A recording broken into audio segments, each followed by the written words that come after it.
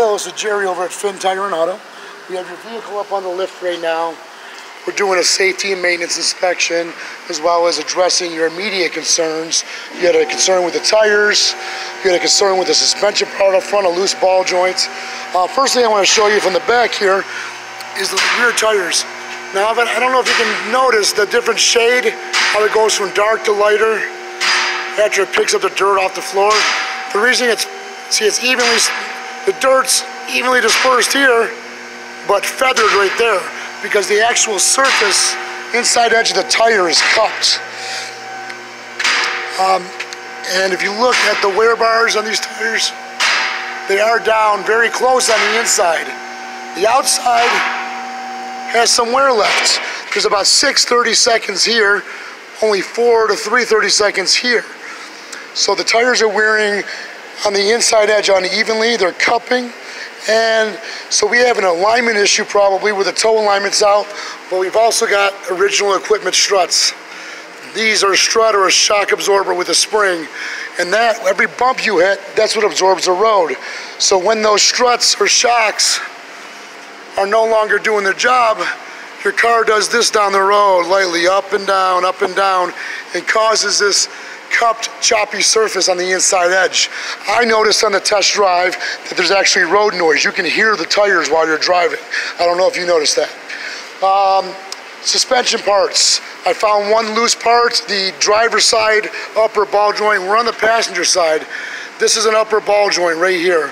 Now, if I push on the tire, it should do exactly that, not move. You can see that that ball joint is solid. If I move over to the driver's side, and we look at the joint, you can see that joint popping in and out. Ultimately, that should not move at all. Another thing I noted on the test drive is that the brakes at higher speed have pulsation. Essentially, what's happening with the brakes, you can look through right here, you can see that's supposed to be a very smooth machine surface all the way across, and basically the rotors are rotted. The shiny spots are the only spot that the pad is contacting the rotor. So if this is 100% of braking, you only got maybe 30% of your stopping power. And the brake pads themselves have probably 40% remaining.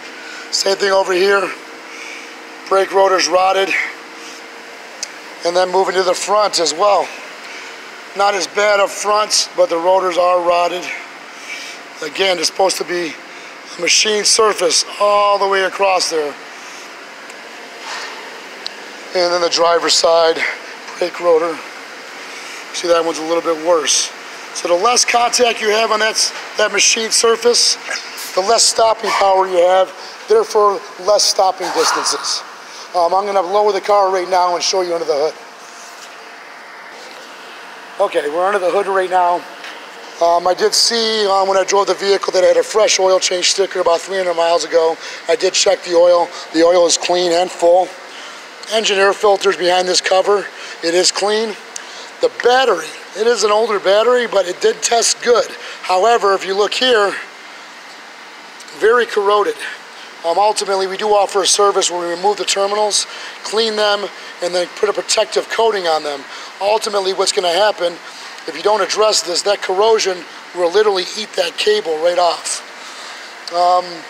Transmission fluid looks okay, but I am recommending it if you haven't had it done in the last 30 to 60,000 miles. Antifreeze tested good. It's supposed to be done every 5 years or 100,000 miles. I am going to recommend that if it has not been done. Power steering fluid, supposed to be clear. It's almost black. Going to recommend flushing the power steering fluid. Ultimately, power steering fluid is not at an interval, but when you see it where you can't even pass light through it anymore, it's just like any other fluid. It absorbs contaminants over time. It does need to be replaced. I just gave you a bunch of information. I'm going to work up an estimate right now for you. When you get done viewing the video, give me a call, 440-439-2244. Ask for Jerry. Thank you.